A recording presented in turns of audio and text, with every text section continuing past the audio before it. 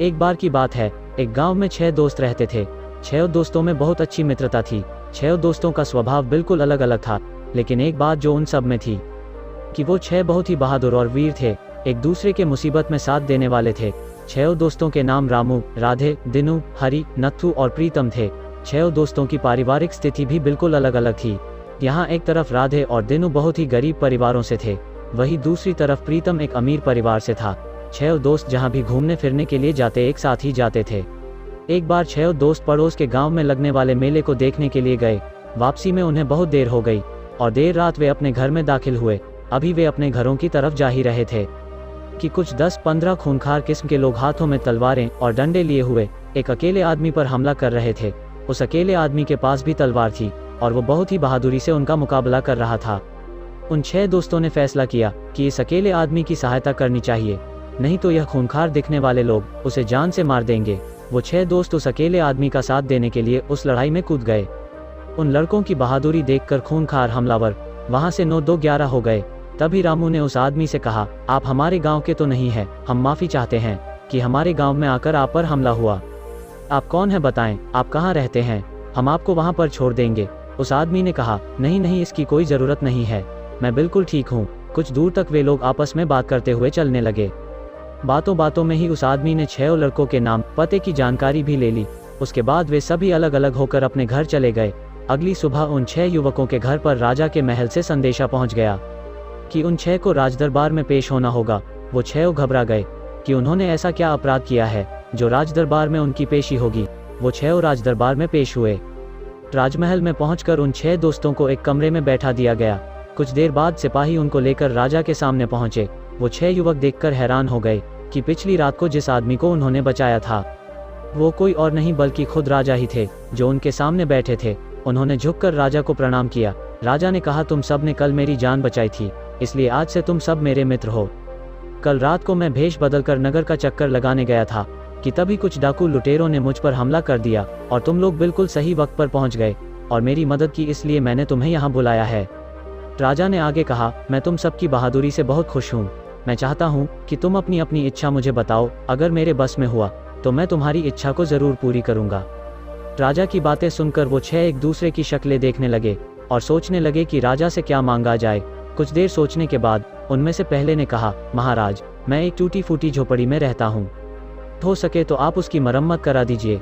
राजा ने तुरंत आदेश दिया कि इस युवक को एक बड़ा मकान तैयार करके दिया जाए। फिर राजा ने दूसरे से पूछा तो उसने कहा, महाराज, मेरे परिवार की हालत बहुत खराब है, हम बहुत ही गरीब है, अगर कुछ धन मिल जाता तो पिता और मैं दोनों कोई न कोई व्यापार शुरू कर लेते। राजा ने उसे ढेर सारा धन देने का आदेश दे दिया।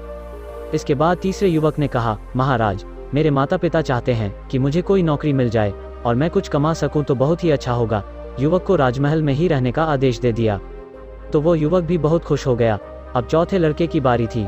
वह कुछ देर सोचने के बाद बोला, वैसे तो मैं एक अमीर परिवार से हूँ, किसी भी चीज़ की कोई कमी नहीं है। मेरा घर यहाँ से 30 कोस दूर है और मुझे रोज कच्ची और ऊबड़ खाबड़ सड़क से जाना पड़ता है। यदि हो सके तो मेरे घर तक जाने वाली सड़क को बनवा दे तो अच्छा होगा। राजा ने तुरंत आदेश दिया कि इस युवक के घर की आसपास की सारी सड़कें बनवा दी जाए। अब 5वें युवक ने कहा, महाराज, यदि मुझे थोड़ी जमीन मिल जाए तो बड़ी कृपा होगी। राजा ने तुरंत आदेश दिया कि इस युवक को हमारी तरफ से 1 एकड़ जमीन दे दी जाए।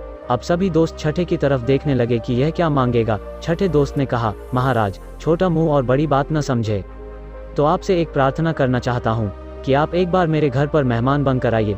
बाकी के मित्र उसे अजीब सी नजरों से देखने लगे कि यह क्या अजीब सी फरमाइश कर दी इसने।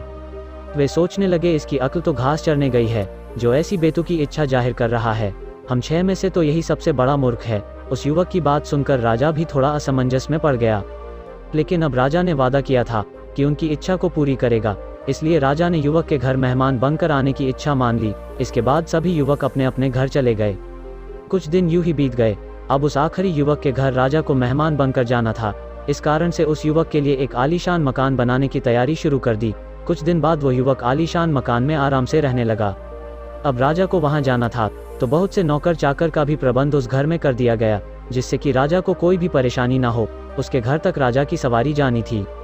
उसके घर की आसपास की सभी सड़कों को भी पक्का करवाया गया। वह युवक बहुत ही खुश था कि उसे अपने मित्रों से कई ज्यादा मिल चुका है। तभी राजा को पता लगा कि वह युवक कोई छोटा मोटा काम करता है यह तो राजा के शान के खिलाफ था कि वह किसी छोटे आदमी के घर मेहमान बनकर जाएंगे।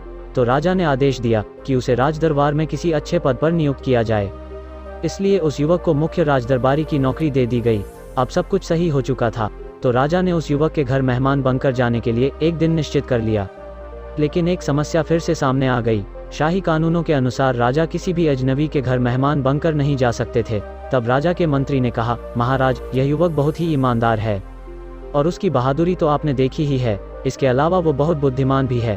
तभी तो उसने आपसे ऐसी इच्छा पूरी करने को कहा जो सुनने में तो बहुत मामूली सी लगती है, लेकिन उस एक इच्छा को पूरी करने में हमने उसकी सारी इच्छाएं पूरी कर दी। तो ऐसा बहादुर और बुद्धिमान लड़का आपको कहीं नहीं मिलेगा।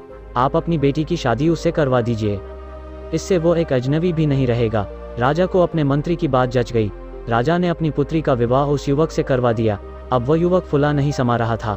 अब राजा उस युवक के घर मेहमान बनकर जा सकता था, क्योंकि वो कोई अजनबी नहीं था, बल्कि वो उसका दामाद था। और राजा अपने दामाद के घर तो जा ही सकता है। राजा अपने दामाद की बुद्धिमानी से बहुत ही खुश था। उनका दामाद और पुत्री भी बहुत ही खुशी से अपने घर में रह रहे थे। और उस युवक के बाकी 5 दोस्त भी यह सोच रहे थे कि हम जिसको सबसे ज्यादा मूर्ख समझ रहे थे, हम सब में से सबसे बुद्धिमान वही निकला, जिसने अपनी बुद्धिमानी से सिर्फ एक इच्छा बताकर ही अपनी सारी इच्छाएं पूरी करवा ली। इस कहानी से हमें बहुत बड़ी प्रेरणा मिलती है कि हम अपनी बुद्धि का इस्तेमाल करके कुछ भी कर सकते हैं, जिस तरह उस युवक ने एक इच्छा बताकर अपनी सारी इच्छाएं पूरी करवा ली। धन्यवाद।